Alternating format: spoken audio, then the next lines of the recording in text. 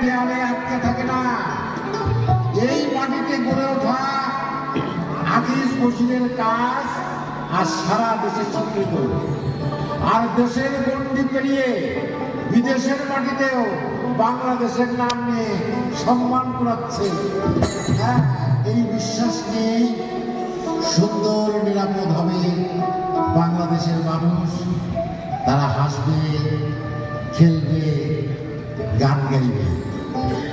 দিতাং দিতাং তালে কই সবাই গান ধরো।